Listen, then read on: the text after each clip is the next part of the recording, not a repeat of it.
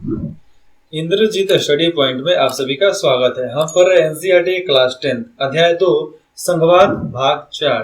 तो चलिए इसमें जानते हैं भारत की भाषाई विविधता, भाषा के आधार पर क्या क्या हुआ था, भारत में कितने भाषाएं हैं। ये सबसे ज्यादा जरूरी सवाल है कि भारत में कितना भाषा बोला जाता है। आज सुनोगे तो आश्चर्यचकित हो जाओगे। इसका जवाब इस बात पर निर्भर करता है कि आप भाषाओं की गिनती किस तरह करते हैं, मतलब कैसे आप भाषा को गिनते हैं। इस बारे में अधिकृत नवीनतम सूची 2011 की जनगणना के आंकड़ों से हासिल होती है। जैसे इस जनगणना में लोगों ने 1300 से ज्यादा अलग अलग भाषाओं को अपनी मातृभाषा के रूप में दर्ज कराया है। 1300 भाषा, हिंदुस्तान में 1300 भाषा बोले जाते हैं। 1300 भाषा विश्व में भी नहीं बोली जाती जितना हम लोग बोल देते हैं। इन भाषाओं को कुछ प्रमुख भाषाओं के साथ समूहबद्ध कर दिया गया है कि भैया इस समूह का इतना भाषा में इतना प्रकार हो सकता है। जैसे में भोजपुरी भी अलग अलग प्रकार के बोले जा सकते हैं। जैसे में भोजपुरी, मगही, बुंदेलखंडी, छत्तीसगढ़ी भाषा भोजपुरी में ही आते हैं। ये सब 7 खंडे होते हैं, 7 बहने हैं इनके, जो मैंने भोजपुरी के जब प्लेटफॉर्म बनाऊंगा तो उसमें बताऊंगा। इन सबको एक में कर दिया गया और इन सबको हिंदी में डोनेट कर दिया गया कि भैया ये सब हिंदी में चलेगा। राजस्थानी और ऐसे ही दूसरे भाषाओं को हिंदी के अंदर जोड़ दिया गया। सारे भाषा को हिंदी के अंदर जोड़ दिया गया। ठीक है। ऐसी समूहबद्धता के बाद भी जनगणना में 121 प्रमुख भाषाएं पाई गई। कितना? 121 भाषा पाई गई। इनमें से 22 भाषाओं को भारतीय संविधान की 8वीं अनुसूची में रखा गया है और इसी कारण इन्हें अनुसूचित भाषाएं कहा जाता है। इन्हें अनुसूचित भाषाएं कहा जाता है। याद रहेगा, अवश्य याद रहेगा। बाकी को गैर अनुसूचित भाषा कहते हैं।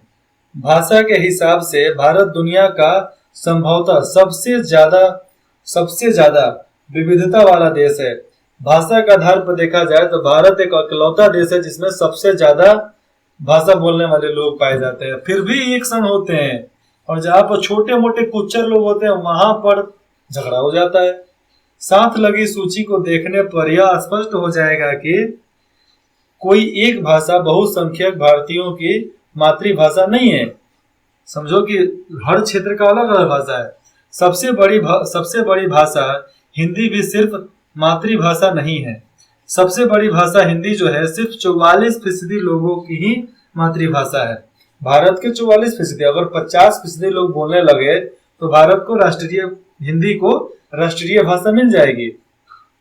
अगर दूसरी या तीसरी भाषा के तौर पर हिंदी जानने वालों की संख्या भी जोड़ ली जाए तब भी 2011 में यह संख्या 50% से कम ही थी। जहां तक अंग्रेजी की बात है तो सिर्फ 0.2% लोगों ने इसे अपनी मातृभाषा बनाया है।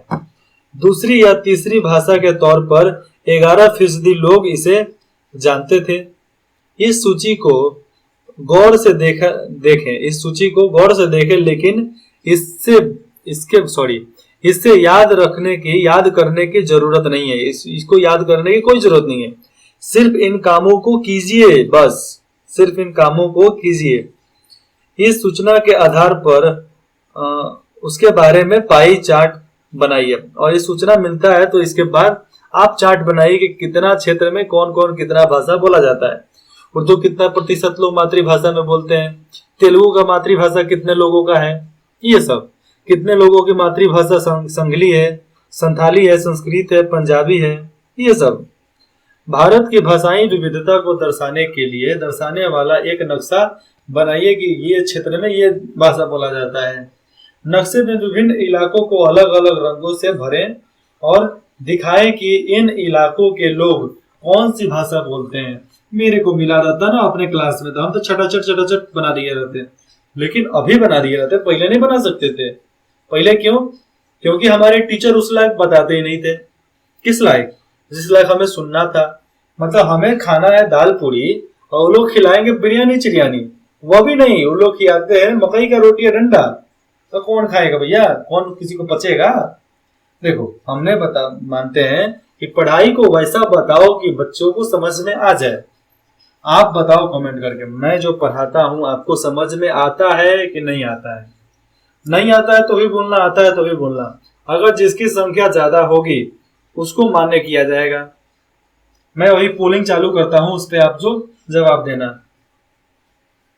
आगे देखते हैं, विभिन्न इलाकों को अलग अलग रंग से भरें तो मालूम चलता ना।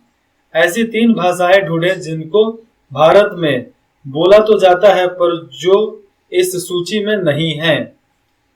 ओ, इस सूची में नहीं है, वैसे 3 भाषाओं को बताना है, ठीक है। चलो आगे देखते हैं। असमिया 1.26, बंगाल 8.3, बोडो 0.12, डोगरी 0.21, गुजराती 4.58, हिंदी 43.63, कन्नड़ 3.61, कश्मीरी 0.56, कोकनी 0.19। कोकनी आपको गोवा में बोला जाता है। कहाँ पे? गोवा में। मैं ये भी बताते जाऊँ क्या? असमी असम में, बंगाल बांग्लादेश पश्चिम बंगाल में, बोडो बोडो आपको उधर पूर्व में बोला जाता है। ये कौन भाषा है? आदिवासी भाषा है। डोगरी भी आदिवासी भाषा है। गुजराती आपको बोले जाएंगे गुजरात में। हिंदी आपको आज हिंदुस्तान में हर जगह बोला जाता है। कन्नड़ कर्नाटक में, ठीक है। कश्मीरी भाषा कश्मीर में चलता है। कोकनी गोवा में चलता है। मैथिली चलता है इधर झारखंड यूपी बिहार के तरफ, मैथिली भाषा। मलयालम चलता है मेघालय में। नहीं, मलयालम चलता है केरल में। मणिपुर में मणिपुरी भाषा चलता है जो 0.15% है। कहाँ गए? मराठी महाराष्ट्र में चलता है 6.86%। नेपाली नेपाल में बोले जाते हैं, लेकिन बिहार में भी कुछ बोला जाता है 0.24। ओडिशा में ले लो तो ओडिया भाषा वहां बोला जाता है, ठीक है। तो 3.10 बोला जाता है, 10%। पंजाबी पंजाब में बोले जाते हैं 2.74%। मतलब इतना लोग मातृभाषा के रूप में इसको दर्ज करवाए थे। संस्कृत नगण्य, संस्कृत लोग अपना मातृभाषा के रूप में नहीं पेश किया है आज तक, लेकिन मैं चाहता हूं कि आगे आप लोग बढ़ो। संस्थाली 0.61, संघी 0.23, तमिल 5.70, तेलुगु 6.70, उर्दू 4.19 बोले जाते हैं। मतलब मातृभाषा में इतना लोग गिनती करवा चुके हैं। तो चलिए आगे देखते हैं। प्रसिद्ध इतिहासकार कौन है? रामचंद्र गुहा के आलेख से अद्भुत निम्नलिखित उदाहरणों को पढ़े। यह आलेख टाइम ऑफ इंडिया में 1 नवंबर 2006 को छपी थी। ये सब 1 नवंबर 2006 को छप चुका है। देखो, राज्य पुनः गठन आयोग की रिपोर्ट कि राज्य का पुनर्गठन कैसे करना है, उसका रिपोर्ट आज से ठीक 50 साल पहले, लेकिन आज से ठीक कितना साल पहले? आज से ठीक 70 साल पहले 1 नवंबर 1956 को लागू किया गया था। अपने दौर में और अपने तरीके से इससे राष्ट्र के राजनीतिक और संस्थागत जीवन को एकदम बदल दिया था। गांधी जी और अन्य नेताओं ने अपने अनुयायियों से वादा किया था कि उनके साथ जो थे उनको अनुयायी बोला जाता है, अनुयायियों से वादा किया था कि जब मुल्क आजाद होगा तो इस नए देश में नए प्रांत बनेंगे और भाषा के आधार पर प्रांतों का पुनर्गठन किया जाएगा। पर जब 1947 में मुल्क आजाद हुआ तो इसका बंटवारा भी हो गया। सबका बंटवारा चालू था। जैसे में पाकिस्तान बट गया, इधर बांग्लादेश बट गया। विभाजन धार्मिक संस्था से पुरातन जुड़ाव का परिणाम था। जैसे में हिंदू मुसलमान, पुरातनी आस्था की एक ऐसी ही चीज भाषा, इसके आधार पर जब कितने विभाजन होंगे। नेहरू पटेल और राजा जी के मन या सवाल कौन रहा है। राजा जी कौन थे उस समय? यहाँ के राजा लोग। नेहरू पटेल और राजा लोग यहाँ के। बहरहाल भारत की एकता को कमजोर करने की जगह भारत के आधार पर गठित राज्यों के इसकी एकता को मजबूत करने में मदद की। एक व्यक्ति जो है कन्नड़ और भारतीय और बंगाली और भारतीय अथवा तमिल और भारतीय या गुजराती और भारतीय जैसे दो दो पहचानों के साथ आसानी से जीता है। अलग अलग भाषाओं को पढ़ते सुनते हुए लोग जी जाते हैं। ये वादा सुखद तो नहीं, लेकिन उतने बुरे भी नहीं कहे जा सकते हैं। भाषा और राज्यों के गठन ने भारत को एक भयावह स्थिति से बचा लिया। भाषा के वजह से बंटवारा एक भयावह स्थिति से बचा लिया था। अगर तेलुगु, मराठी वगैरह बोलने वाले की भावनाओं का ख्याल न रखा जाता तो यहाँ की स्थिति कुछ इस प्रकार होती। इस भाषा 14/15 राष्ट्रों में अपना देश बट जाता। आज सब एक में है, तो इसीलिए आज 29 राज्य हैं हमारे देश में। कितना? 29 राज्य। अपने राज्य और अन्य किसी ऐसे राज्यों का उदाहरण ले जो भाषावार पुनः गठन से प्रभावित हुआ। यहाँ भी तर्क दिया जाता है कि उसके पक्ष या विपक्ष में उदाहरणों के साथ टिप्पणी लिखें। इसके बाद मालूम चलेगा कि आप क्या क्या समझे। आगे देखते हैं भारत के विकेंद्रीकरण। भारत के अंदर विकेंद्रीकरण कैसे होता है। हमने अभी पढ़ा है कि संघीय सरकार जो भी है, दो या दो से अधिक स्तरों वाली होती है। केंद्र सरकार और राज्य सरकार, नगर सरकार जिसको नगर पालिका बोलते हैं, और न्यायपालिका। हमने अपने देश में 2 स्तरों वाली सरकारों की चर्चा की है, पर भारत जैसे विशाल देशों में सिर्फ 2 स्तरों की शासन व्यवस्था से ही बढ़िया शासन नहीं चल सकता था। इसलिए भारत के प्रांत यूरोप के स्वतंत्र देशों से भी बड़े हैं। भारत के प्रांत देख लो तो यूरोप के स्वतंत्र देशों से भी बड़े बड़े हैं। जनसंख्या के हिसाब से उत्तर प्रदेश रूस से बड़ा है। जनसंख्या देखा जाए तो उत्तर प्रदेश का जनसंख्या रूस से बड़ा है। रूस से ज्यादा यहाँ की जनसंख्या है। महाराष्ट्र का लगभग जर्मनी के बराबर है। भारत के अनेक राज्य खुद भी अंदरूनी तौर पर विविधताओं से भरे हैं। इस प्रकार इन राज्यों में भी सत्ता को बांटने की जरूरत है। भारत में संघीय सत्ता की साझेदारी 3 स्तरों पर करने की जरूरत है, जिसमें तीसरी स्तर स्थानीय सरकारों का हो और यह प्रांतीय स्तर की सरकारों से नीचे हो। तो यहाँ पर बात होती है, फिर से समझो यहाँ से, ठीक है। भारत में संघीय सत्ता की साझेदारी 3 स्तरों पर करनी जरूरी है, जिसमें से तीसरा स्तर होता है स्थानीय सरकार। स्थानीय सरकारों का हो और यहाँ प्रांतीय सरकार के नीचे इनका पावर चले, उसके ऊपर न चले। भारत में सत्ता का विकेंद्रीकरण के पीछे यही तर्क दिया गया है। इसके फलस्वरूप 3 स्तरों की सरकारों का संघीय ढांचा सामने आया। इसमें तीसरे स्तर को स्थानीय शासन कहा जाता है। पहला हो गया कार्यपालिका, उसके नीचे आता है विधायिका, विधायिका के नीचे आता है स्थानीय शासन व्यवस्था, जिसको नगरपालिका बोलते हैं। तो 4 को मानो आप, किसको? कार्यपालिका, विधायिका, नगरपालिका और न्यायपालिका। 4 ही मेन यहाँ पर शासन चलाते हैं। जब केंद्र और राज्य सरकार के शक्तियां लेकर स्थानीय सरकारों को दे दी जाती है तो इसे सत्ता का विकेंद्रीकरण कहते हैं। कि केंद्र सरकार और राज्य सरकार से कुछ शक्ति ले लो और स्थानीय सरकारों में बांट दो।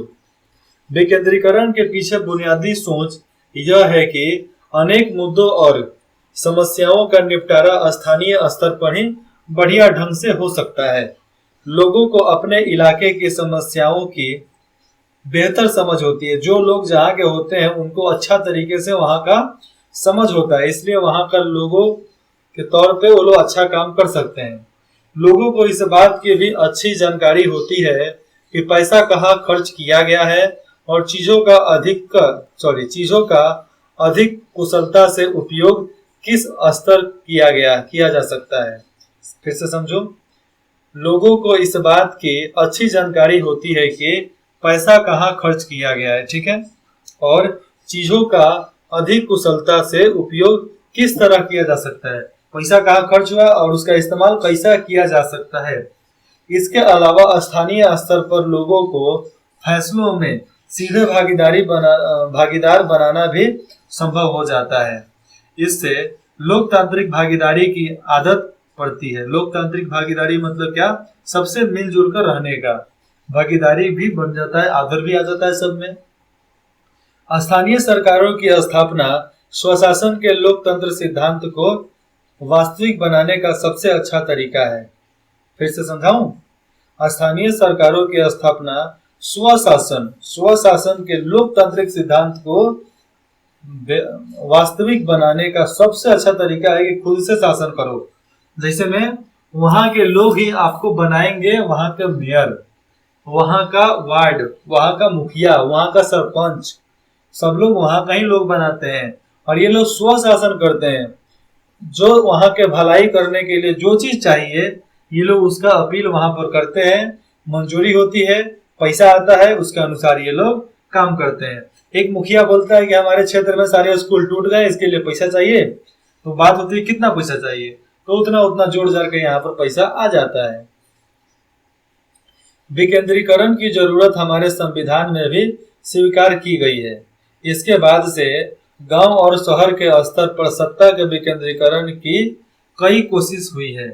बहुत ज्यादा कोशिश की गई है कि सत्ता का विकेंद्रीकरण कैसे किया जा सकता है। फिर भी सभी राज्यों में गांव के स्तर पर ग्राम पंचायतों और शहर में नगर पालिकाओं की स्थापना की गई है। गांव में नगर पंचायत और शहर में नगर पालिका, इन दो स्तरों की यहाँ पर स्थापना की गई। गांव में पंच बैठते हैं, जो अनपढ़ गंवार पंच हो गया वो गलत फैसला ले लेगा, अच्छा होगा तो ठीक है। नगर पालिका में जो होता है वो नगर पालिका के मेयर समझते हैं कि क्या करना है, पर इन्हें राज्य सरकारों के सीधे नियंत्रण में रखा गया था। अब ये लोग जो भी करेंगे राज्य सरकार के अधीन ही करेंगे। इस स्थानीय सरकारों के लिए नियमित ढंग से चुनाव भी नहीं कराए जाते थे। पहले इन लोगों का चुनाव भी नहीं होता था, लेकिन हर किसी का पंचायती राज निकला, पंचायती राज्य के हिसाब से सब चुना गया था। इनके पास न तो अपना कोई अधिकार था और न ही संसाधन था। मैं इसको फिर से बताना चाहूंगा, आपको यहाँ पर डाउट हो जाएगा थोड़ा सा, पर इन्हें राज्य सरकारों के सीधे नियंत्रण में रखा गया था कि आप जो कहोगे वही होगा। इन स्थानीय सरकारों के लिए नियमित ढंग से चुनाव भी नहीं कराए जाते थे। नियमित ढंग से चुनाव नहीं होते थे। होता क्या था, हाँ भैया गांव में ये मुखिया बन गए, कोई है तो नहीं तो ठीक है, ये मुखिया यहाँ का बन जाते हैं, सारा कार्यभार सरपंच ये बन जाएगा, यहाँ के मेयर ये बनेंगे। मतलब वहां के जो मुख्यमंत्री होते थे वही आदेश जारी कर देते थे। इनके पास न तो अपना कोई अधिकार था, ना कुछ था, ना इनके पास संसाधन था, कुछ नहीं था। इस प्रकार प्रभावी ढंग से सत्ता का विकेंद्रीकरण नाम मात्र का हुआ था। सत्ता का विकेंद्रीकरण हुआ, लेकिन केवल किताब कॉपी में लिखने के लिए हुआ था, बाकी कुछ नहीं। वास्तविक विकेंद्रीकरण की दिशा में एक बड़ा कदम 1992 में उठाया गया, जब पंचायती राज चालू हुआ था। पंचायती राज में नगर निगम राज्य का भी सामने उनके बारे में ही बात हुआ गया। जैसे में संविधान में संशोधन करके लोकतांत्रिक शासन व्यवस्था के इस तीसरे स्तर को ज्यादा शक्तिशाली और प्रभावी बनाया गया। ये तीसरा स्तर जो है इसको ज्यादा शक्तिशाली बनाओ और प्रभावी बनाओ। इसीलिए आज एक मेयर का शक्ति एक डिस्ट्रिक्ट कलेक्टर के बराबर होता है। जितना डिस्ट्रिक्ट कलेक्टर का मतलब वहां पर होता है ना, डिस्ट्रिक्ट कलेक्टर जिला का हेड होता है, उस तरह उस जिला का मेयर भी उस जिला का हेड होता है, उस शहर का हेड होता है, उस शहर से जुड़ने वाले जितने भी ग्राम पंचायत है उसका हेड होता है वो। अब स्थानीय स्वशासी निकायों के चुनाव नियमित रूप से करना संवैधानिक बाध्यता है। अब यहाँ पर देखा जाए तो स्थानीय स्वशासी मतलब स्थानीय तौर पर जो भी शासन व्यवस्था कर रहे हैं उनको नियमित रूप से शासन व्यवस्था संवैधानिक तौर पे करना जरूरी होता था। उनको बाध्य कर दिया गया है कि संविधान के अनुसार आप चलो। अब निर्वाचित स्वशासी निकायों के सदस्य तथा पदाधिकारियों के पदों में अनुसूचित जाति, अनुसूचित जनजाति और पिछड़ी जाति के लिए सीटें आरक्षित की गई। यहाँ इस क्षेत्र से इतने लोग ही खड़ा हो सकते हैं, यही जाति का लोग खड़ा होगा, बाकी खड़ा नहीं होगा। मतलब उस क्षेत्र में जाति जनगणना के अनुसार ही तय किया जाता था कि इस गांव में कौन जात का लोग खड़ा हो सकता है, समझे। पहले लोग राजपूत लोग खड़े हो जाते थे, आज राजपूत लोग को हटा दिया, जितना भी पिछड़ा अति पिछड़ा लोग है वही खड़ा होगा, बस काम खत्म। कम से कम 1/3 पद महिलाओं के लिए आरक्षित है, कम से कम 25% पद जो है महिलाओं के लिए है। ये भी चालू हुआ। हर राज्य में पंचायत और नगर पालिका, हर राज्य में जितना भी राज्य है पंचायत और नगर पालिका चुनाव कराने के लिए राज्य चुनाव आयोग नामक स्वतंत्र संस्थाओं का गठन किया गया कि एक पंचायत और नगर पालिका का चुनाव करने के लिए चुनाव आयोग वहां पर जाएंगे और वहां पर चुनाव करवाएंगे। उसके बाद से वहां पर कोई भी पार्टी बनेगा तो उसको शपथ दिलवाकर काम खत्म करवा दिया जाएगा। ठीक है, तो स्वतंत्र स्थापना का गठन किया गया यहाँ पर कि आपको स्वतंत्र स्थापना मिलेगा। आगे देखिए, राज्य सरकारों को अपने राजस्व और अधिकारों का कुछ हिस्सा इस स्थानीय स्वशासी निकायों को देना पड़ता है।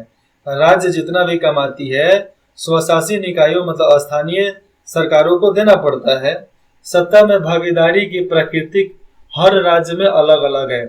देखा जाए तो सत्ता की भागीदारी जो होता है हर राज्य में अलग अलग दिया गया है, हर राज्य का समान नहीं है। गांव के स्तर पर मौजूद स्थानीय शासन, गांव के स्तर पर देख लो तो मौजूद स्थानीय शासन जो होता है व्यवस्था को पंचायती राज्य के नाम से जाना जाता है, उस व्यवस्था को पंचायती राज्य के नाम से जाना जाता है। प्रत्येक गांव में और कुछ राज्य में ग्राम समूह की एक ग्राम पंचायत होती है। हर राज्य में देख लो तो ग्राम पंचायत मिलेगा, कोई भी गांव में चल जाओ वहां का ग्राम पंचायत होता है। यह एक तरह के परिषद है। परिषद मतलब क्या, जहां पर फैसला किया जा सकता है, जिसमें कई सदस्य और एक अध्यक्ष होता है, कई सदस्य और एक उसमें से अध्यक्ष होता है जिसको सरपंच बोलते हैं। सदस्य वार्ड से चुने जाते हैं और उन्हें सामान्यतः पंच कहा जाता है। सब वार्ड मिलकर जिसको चुनते हैं उसको पंच कहा जाता है, जिसको सरपंच के नाम से लोग जानते हैं। देखा है यहाँ पर, देखिए अध्यक्ष को प्रधान या सरपंच कहा जाता है। जो अध्यक्ष होता है ना उसको प्रधान या अध्यक्ष कहा जाता है। इसका चुनाव गांव अथवा वार्ड में, इसका चुनाव जो होता है गांव अथवा वार्ड में रहने वाले सभी वयस्क लोग मतदान के जरिए करते हैं।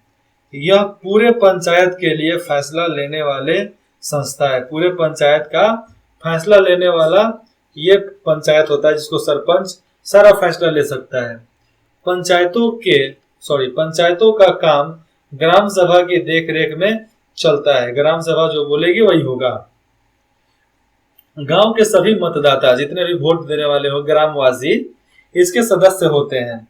इसे ग्राम पंचायत का बजट पास करने और इसके कामकाज की समीक्षा करने के लिए साल में कम से कम 2 या 3 बार बैठक करनी होती है। साल में 2-3 बार बैठक करते हैं और गांव की भलाई के लिए आगे का काम करते हैं। लाल बॉक्स में देखो कुछ लिखा है, प्रधानमंत्री देश चलाता है, मुख्यमंत्री राज्य चलाता है। इसी तर्क से जिला परिषद के प्रधान को जिला का शासन चलाना चाहिए। फिर जिलों का शासन कलेक्टर या जिलाधीश मतलब उसको बोलते क्या है, उसको डीएम ही बोलते हैं। कलेक्टर या जिलाधीश, उसको एक जज भी बोला जा सकता है, जो जिला का एक जज होता है। तो जिलाधीश क्यों चलाते हैं? देखो, राज्य को राज्य का मुख्यमंत्री चलाता है, देश को प्रधानमंत्री।